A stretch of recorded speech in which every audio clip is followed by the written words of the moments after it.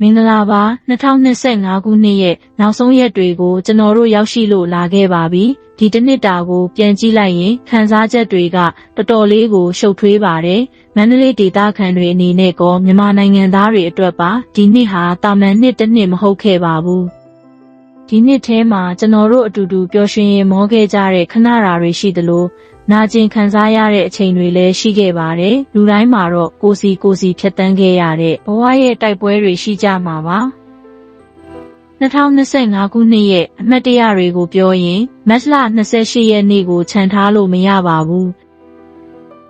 အဲ့ဒီနေ့မွန်းလွဲတနာရီနီးပါးအချိန်မှာမန္တလေးနဲ့စကိုင်းမြို့ကိုဗဟိုပြုပြီးလှုပ်ခတ်သွားခဲ့တဲ့မန္တလေးငလင်ကြီးဟာ2025ခုနှစ်ရဲ့အနိဋ္ဌာရုံအရှိဆုံးအချိန်မှာပဲ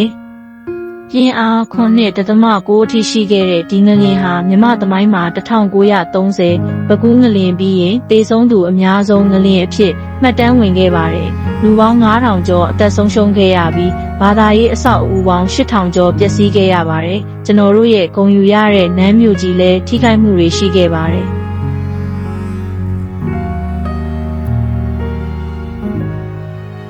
အဲ့ဒီအချိန်တုန်းကကြုံတွေ့ခဲ့ရတဲ့ထိတ်လန့်မှုတွေဆုံးရှုံးမှုတွေကြားမှာကျွန်တော်တို့တယောက်ကိုတယောက်လက်တွဲမဖြုတ်ပဲဝိုင်းဝန်းကူညီခဲ့ကြတာတွေကိုလည်းကျွန်တော်ဘယ်တော့မှမေ့မှာမဟုတ်ပါဘူးခက်ခဲတဲ့ပြည်တွင်းအခြေအနေတွေကြားကနေကယ်ဆယ်ရေးတွေလုပ်ခဲ့ရတာဟာ2025ခုနှစ်ရဲ့တကယ့်ကိုခါးသီးတဲ့သင်ခန်းစာတစ်ခုပါပဲအခုတော့ဒီလိုနာကျင်မှုတွေသင်ခန်းစာတွေအပြည့်နဲ့2025ခုနှစ်ကိုကျွန်တော်တို့နှုတ်ဆက်ရတော့မယ်ကျွန်တော်တို့ကြားခဲ့ရတဲ့မျက်ရည်တွေဝမ်းနည်းမှုတွေစိတ်တန်ရာတွေကိုဒီနှစ်နဲ့အတူထားရခဲ့ကြရအောင်လား2026ဆိုတဲ့နှစ်သစ်မှာတော့ကျွန်တော်တို့အားလုံးဘေးအန္တရာယ်တွေကင်းဝေးကြပြီးငလီလိုမျိုးတဘာဝဘေးတွေစစ်မီးလိုမျိုးဘေးဆိုးတွေကနေလွတ်မြောက်ပြီးအားလုံးရဲ့အိမ်ပြန်လန်းတွေဟာအေးချမ်းပါစေလို့ဆုတောင်းပေးပါတယ်